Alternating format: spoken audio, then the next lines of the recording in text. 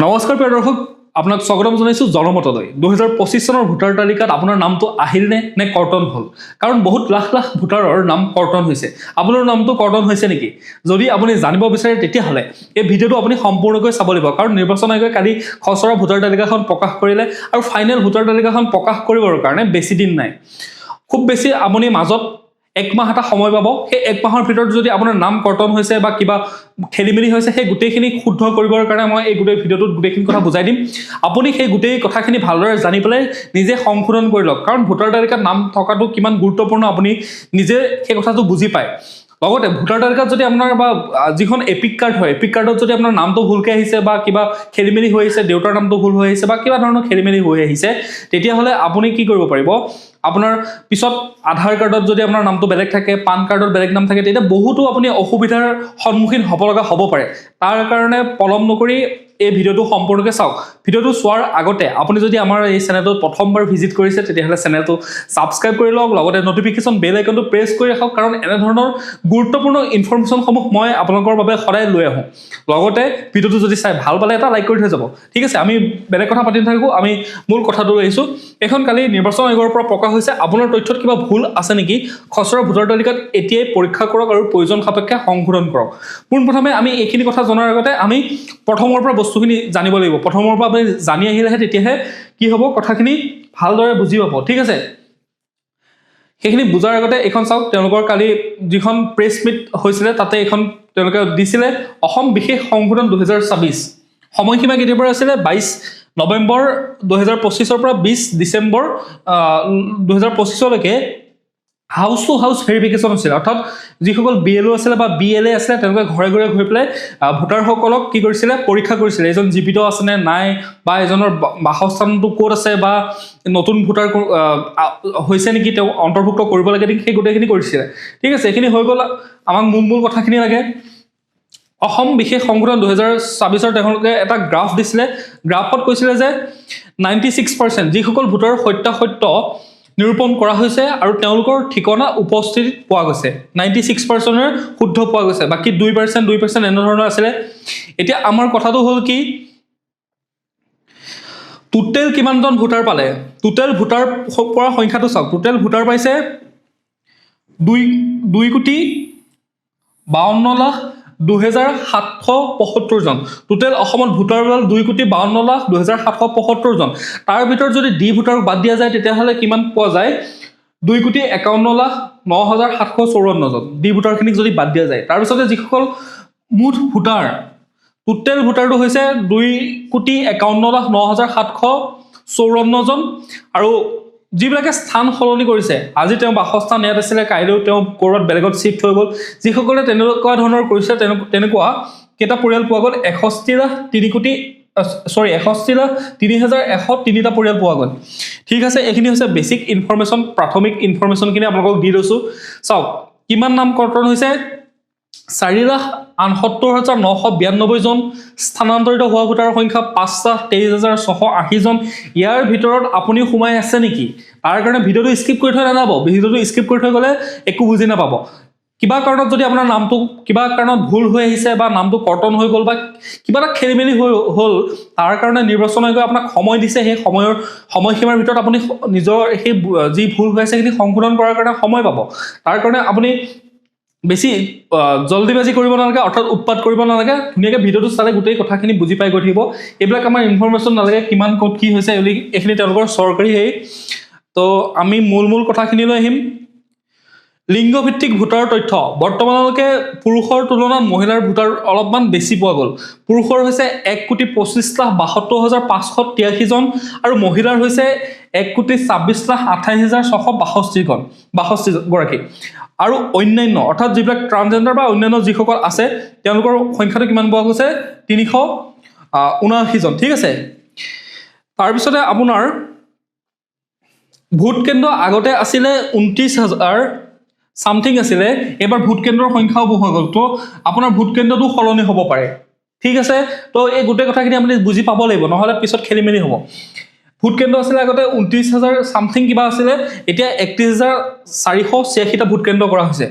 ঠিক আছে, তাৰপিছতে আমি এতিয়া আহিছোঁ পৰৱৰ্তী পৰ্যায়ৰ সময়সূচী, অৰ্থাৎ যিহেতু ২৭ ডিচেম্বৰত আমাৰ খচৰা ভোটাৰ তালিকা প্ৰকাশ হৈ গ'ল, আমি তাৰপিছত এতিয়া সেইটো কথাত মাথা মাৰি থাকি লাভ নাই। নেক্সট কি কৰিব লাগিব সেইখিনি আমি জানিব লাগিব। তাৰ কাৰণে বিশেষ সংশোধন প্ৰক্ৰিয়া এতিয়া দাবী আৰু আপত্তি, অৰ্থাৎ আপোনাৰ ক্লেইম বা কিবা অবজেকশ্যন যদি আছে তেতিয়াহ'লে আপুনি সেইখিনি কৰিব পাৰিব। কেতিয়াৰ পৰা? দাবী আৰু আপত্তি দাখিলৰ, ইয়াত চাওক, দাবী আৰু আপত্তি দাখিলৰ সময়সীমা কেতিয়াৰ পৰা দিছে? ২৭ ডিচেম্বৰ ২০২৫ পৰা ২২ জানুৱাৰীলৈকে আপোনাক এইখিনি কৰিবলৈ দিছে। ঠিক আছে, ২৭ ডিচেম্বৰ ২০২৫ পৰা ২২ জানুৱাৰীৰ ভিতৰত আপোনাৰ যদি কিবা খেলি মেলি হৈ আছে তেতিয়াহ'লে আপুনি সেইখিনি কৰিব পাৰিব, শুধৰণি কৰিব পাৰিব। লগতে পৰৱৰ্তী পৰ্যায়ৰ গুৰুত্বপূৰ্ণ তাৰিখকেইটা আপুনি চাই লওক। এইখিনি কেনেকৈ কৰিব লাগে মই গোটেইখিনি দেখাই দি আছোঁ, আপুনি ইমান টেনশ্যন ল'ব লগা কথা নাই।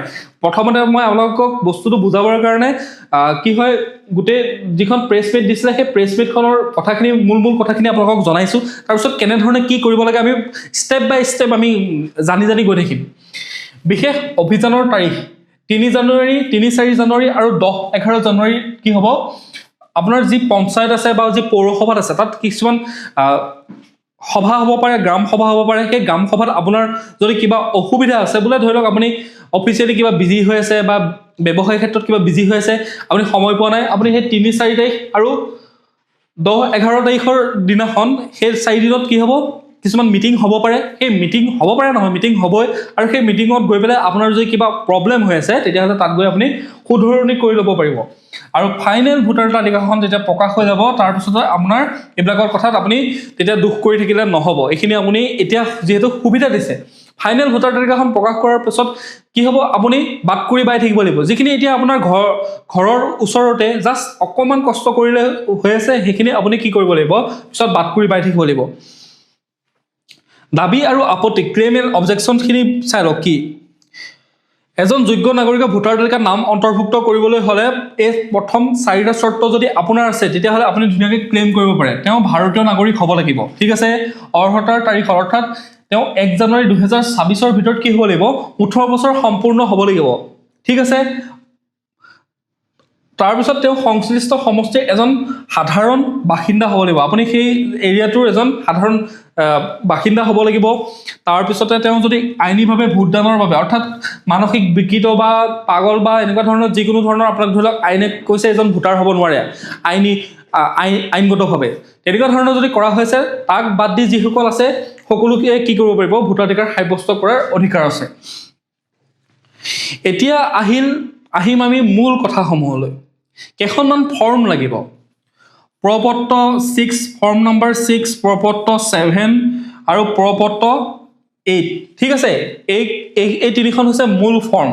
এই তিনিখন মূল ফৰ্মৰ জৰিয়তে আপুনি কি কৰিব পাৰিব? আপোনাৰ কিবা যদি ক্লেইম অবজেকশ্যন আছে, কিবা শুধৰণি কৰিব লগা আছে, আপুনি এইকেইখনৰ জৰিয়তেহে কৰিব পাৰিব। এতিয়া কথা হ'ল প্ৰপত্ৰ 6। প্ৰপত্ৰ 6খনত কৈছে যে যদি কিবা কাৰণত নতুন ভোটাৰ নাম অন্তৰ্ভুক্ত কৰিবলৈ থাকি গ'ল বা কিবা অসুবিধা হ'ল তেতিয়াহ'লে আপুনি ফৰ্ম 6ৰ জৰিয়তে কি কৰিব পাৰিব? নতুন ভোটাৰ হিচাপে নাম অন্তৰ্ভুক্ত কৰিব পাৰিব। প্ৰপত্ৰ 7ৰ জৰিয়তে কোনো নামৰ বিৰুদ্ধে আপত্তি দৰ্শাবলৈ বা নাম কৰ্তনৰ বাবে আবেদন কৰিব পাৰিব। কাৰোবাৰ নামৰ কোনোবা যদি মৃত হ'ল বা কিবা কাৰোবাৰ প্ৰতি আপত্তি আছে যে এজনটো বাংলাদেশী নাগৰিক, এওঁ কেনেকৈ ভোটাৰ তালিকাত সোমালে, কিবা যদি আপত্তি আছে তেতিয়াহ'লে সেই প্ৰপত্ৰ 7ৰ জৰিয়তে কি কৰিব পাৰিব? নাম কৰ্তনৰ বাবে আবেদন কৰিব পাৰিব। আৰু প্ৰপত্ৰ 7টো হৈছে বাসস্থানৰ সলনি। কিবা কাৰণত আপুনি আগতে কোনোবা এটা সমষ্টিত আছিলে, তাৰপিছত আপুনি শ্বিফ্ট হৈ পেলাই পাৰ্মানেণ্টলি শ্বিফ্ট হৈ বেলেগ সমষ্টিত গুচি গ'ল, বেলেগ সমষ্টিত আপুনি ঘৰ বনাই ল'লে বা বিবাহ সূত্ৰে স্থান সলনি হ'ল, তেতিয়াহ'লে আপুনি সেই কি কৰিব পাৰিব? প্ৰপত্ৰ 8 অৰ্থাৎ ফৰ্ম 8ৰ সলনি আপুনি সেইখিনি সলনি কৰিব পাৰিব। লগতে ইয়াতে ফৰ্ম 8খন বহুত বেছি ইম্পৰ্টেণ্ট হয়। বাসস্থান সলনি সমষ্টিৰ ভিতৰত বা বাহিৰত, তাৰপিছত তথ্যৰ সংশোধন। এতিয়া আপোনাৰ নামটো যদি কিবা খেলি মেলি হৈ আহিলে, আধাৰ কাৰ্ডত আপোনাৰ নামটো কিবা আছে, পান কাৰ্ডত নামটো আছে ছেইম, কিন্তু ভোটাৰ তালিকাত আপোনাৰ নামটো খেলি মেলি হৈ আহিল, উল্টা পুল্টা নাম এটা আহিল, বা আপোনাৰ ফাদাৰ বা যিকোনো পেৰেণ্টছৰ নাম খেলি মেলি হৈ আহিল, বা ডেট অফ বাৰ্থ খেলি মেলি হৈ আহিল, কি হ'ল? ভোটাৰ কাৰ্ডখনত যদি সেইবিলাক খেলি মেলি হৈ থাকে তেতিয়াহ'লে আপুনি চৰকাৰীভাৱে কিছুমান সা সুবিধা পোৱাৰ পৰা বঞ্চিত হ'ব পাৰে বা যিকোনো ধৰণৰ সমস্যা আহিব পাৰে। তাৰ কাৰণে ভোটাৰ তালিকাত যাতে আপোনাৰ নামটো শুদ্ধভাৱে থাকে, গোটেই ডাটাখিনি যাতে শুদ্ধভাৱে থাকে, সেইটো আপুনি চিন্তা কৰিব লাগিব। চিন্তা কৰিবৰ কাৰণে প্ৰপত্ৰ 8খন, এইখনৰ জৰিয়তে আপুনি তথ্য সংশোধন, এখন এপিক কাৰ্ড, যিখন ইলেক্টৰেল ফটো আইডেন্টি কাৰ্ড আপোনাৰ তাত এখন যে ফটো এনেকুৱা ধৰণৰ এখন যে কাৰ্ড আছে এইখিনি মাজত ফটো এখন আছে নাম চাম কিবা কিবি আছে এইখিনিত চি কিবা কিবি এনে সংখ্যাটা লিখা হৈছে এখন যেহেতু এপিক নাম্বাৰ বুলি কয় এই এপিক কাৰ্ডৰ যদি সলনি কৰিব বিচাৰে বা দিব্যাংগ স্থিতি পঞ্জীয়নৰ বাবে দিব্যাংগসকলৰ কিবা পঞ্জীয়ন কৰিব দিব্যাংগ এজন ব্যক্তিয়ে যদি পঞ্জীয়ন কৰিব বিচাৰে তেতিয়াহ'লে সেই ফৰ্ম 8ৰ জৰিয়তে কৰিব পাৰিব কেনেধৰণে কৰিব পাৰিব সেইখিনি মই দেখাই দি আছোঁ আপোনালোকে ভিডিঅ'টো চাই গৈ থাকিব লাগিব ঠিক আছে স্কিপ কৰিলে একো বুজি নাপাব এইখিনি আমাক নালাগে এইখিনি ডাটাটো আকৌ এবাৰ চাই লওক 27 ডিসেম্বৰ 2025 খসৰা ভোটাৰ তালিকাত আপোনাৰ নাম পৰীক্ষা কৰক 27 ডিসেম্বৰ অৰ্থাৎ কালি ভোটাৰ তালিকা খসৰা ভোটাৰ তালিকাখন প্ৰকাশ পালে সেইখনত আপোনাৰ নামটো আছে নে নাই পৰীক্ষা কৰক 22 জানুৱাৰী 2026 লৈ নাম অন্তৰ্ভুক্তিকৰণ বা সংশোধনৰ বাবে প্ৰপত্ৰ 6 7 আৰু 8 জমা দিয়ক ঠিক আছে মই কলো মই সামাৰাইজ কৰি দিছো আৰু 10 ফেব্ৰুৱাৰী 2026 ভোটাৰ তালিকাৰ চূড়ান্ত ভোটাৰ তালিকাখন প্ৰকাশ পাব এটা কথাটো হ'ল যে ফৰ্ম 8 ফৰ্ম 6 ফৰ্ম 7 আমি কোড বিচাৰিম বা কোড পাম চিন্তা কৰিব নালাগে চাওক ceo.assam.nic.gov.in যদি আপুনি মাৰে মইতো চাই আছো ওয়েবসাইটটো কি হয় এটা চাওক ceo.assam.nic.in gov.in নহয় ceo.nic.in ঠিক আছে এটা চাওক ceo.assam.nic.in এটো ceo assam লিখিব ঠিক আছে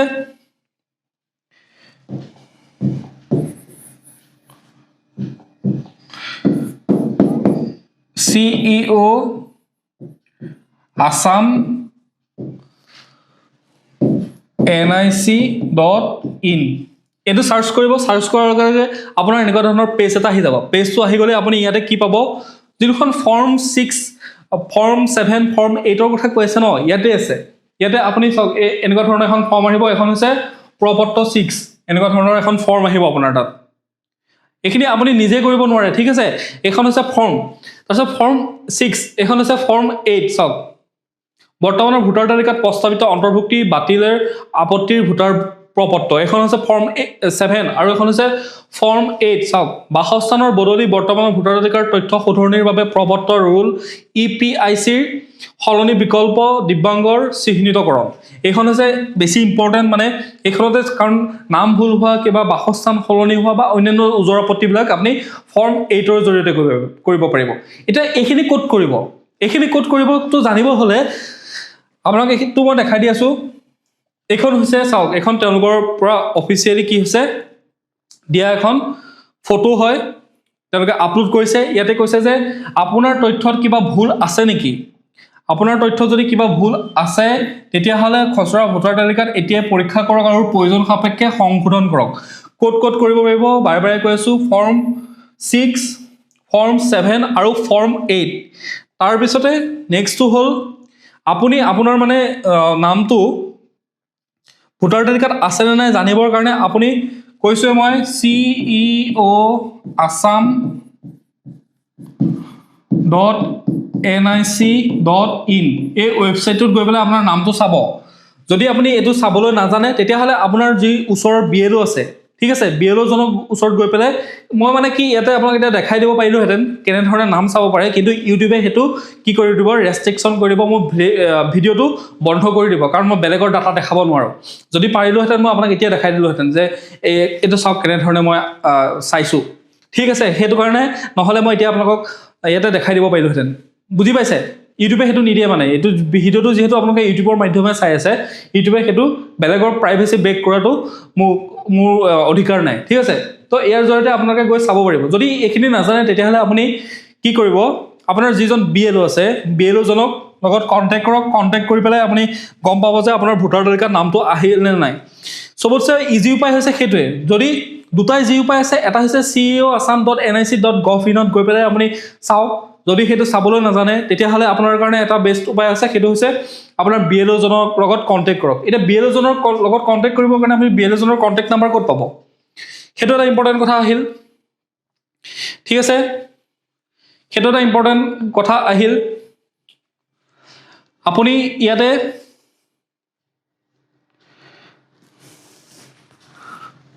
1 সেকেন্ড ৰ'ব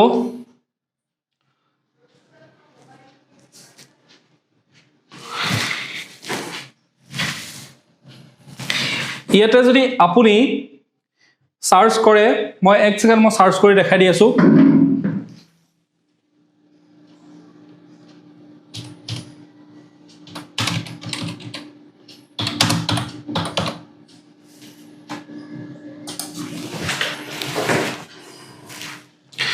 আপুনি যদি আসাম সিইও বিএলও ডিটেইলস বুলি মাৰে ঠিক আছে আসাম সিইও বিএলও ডিটেইলস বুলি যদি মাৰে তেতিয়াহলে এটা ওয়েবসাইট খোল খাব সেই ওয়েবসাইটটোত গৈ পেলাই আপুনি কি কৰিব পাৰিব তাতে গুটেই লিষ্টখন আছে মই এতিয়া দেখাই দিব পাৰো কিন্তু দেখাব নোৱাৰো এটা কাৰণে ইউটিউবে হেতু নিদিয়ে এই ভিডিওটো মু বন্ধ কৰি দিব তো কি কাৰণে নোৱাৰিলো হেতু আপোনাক কৈ দিছো আপোনাক গৈ পেলাই আসাম বিএলও ডিটেইলস বুলি মাৰিব 2026 আসাম বিএলও ডিটেইলস যি বুলি সাৰ্চ কৰে BLO details of Assam BLO details এনে ধৰণে যদি সাৰ্চ কৰে এখন এটা পিডিএফ খোল খাব সেই পিডিএফটোত গৈ পেলাই আপোনালোকে এটা ডাঙৰ পিডিএফ খোল খাব ঠিক আছে পিডিএফটোত গৈ পেলাই আপোনালোকে পিডিএফটোত গৈ পেলাই এখিনিতে তেওঁলোকৰ কন্টাক্ট নাম্বাৰ দিয়া হৈ আছে এখিনি তেওঁলোকৰ কন্টাক্ট নাম্বাৰবিলাক দিয়া হৈছে আপুনি কোনটো কেন্দ্ৰত ভোট দিয়ে ভোট কেন্দ্ৰটো দিয়া হৈ আছে কোনখন স্কুলত ভোট দিয়ে ঠিক আছে হেতু হৈছে ভোট কেন্দ্ৰ আৰু কাখত দিয়া হৈছে মাজত তেওঁৰ নামটো দিয়া হৈছে তেওঁৰ নেম দিয়া হৈছে এখিনিত কন্টাক্ট নাম্বাৰ দিয়া হৈছে আৰু এখিনিত দিয়া হৈছে